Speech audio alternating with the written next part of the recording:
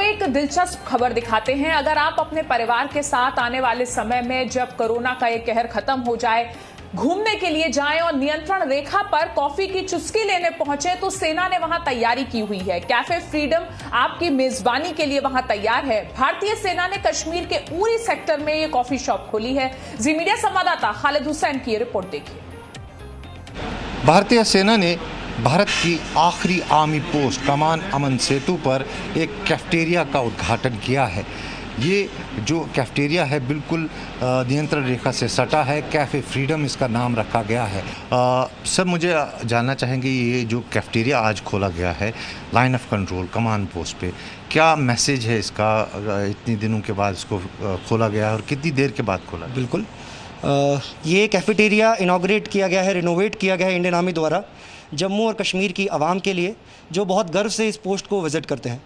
कमान post के पूरे tour के बाद और कमान अमन सेतु ब्रिज पर अपनी फ़ोटो खिंचवाने के बाद जो भी विज़िटर्स हैं वो इस कैफेटेरिया पर आ सकते हैं, बैठ सकते हैं, रिलैक्स कर सकते हैं, साथ में कुछ खा पी सकते हैं और एक याद के तौर पर कुछ एक चीज़ें यहाँ से यादगार ले जा सकते हैं जो कि इस कैफ़े में ही मौजूद है।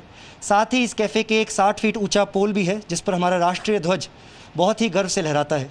उसको देखकर मैं ये उम्मीद करता हूँ कि सभी विजिटर्स बहुत मोटिवेट होकर, बहुत प्रोत्साहित होकर यहाँ से जाएंगे और बहुत खुश रहेंगे।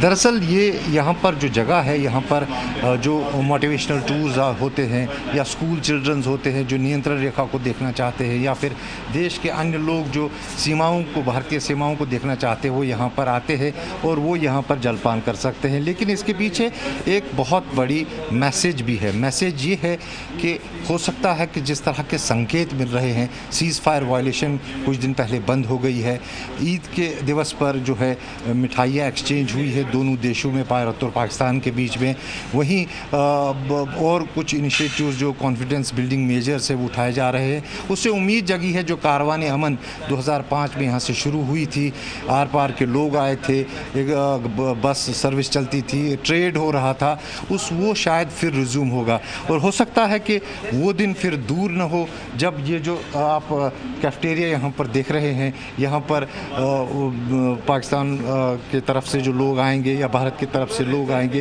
वो इकट्ठे बैठ के यहाँ पर चाय, कॉफ़ी, नाश्ता लेंगे। हो सकता है कि वो दिन भी देखने को मिले, क्योंकि जिस तरह से संकेत मिल रहे हैं दोनों देशों के बीच रिश्ते सुधरने के। कैमरा पर्सन फा मंजूर के साथ खालिद हुसैन, जी मीडिया, कमान अमन सेतु, उड़ी। भारतीय सेना की तरफ से आखिरी पोस्ट जो भारत की तरफ से कमान अमन सेतु, उस पर आज एक 60 फीट लंबा तिरंगा जो है फहराया गया है और अब ये तिरंगा यहीं पर फहराता रहेगा।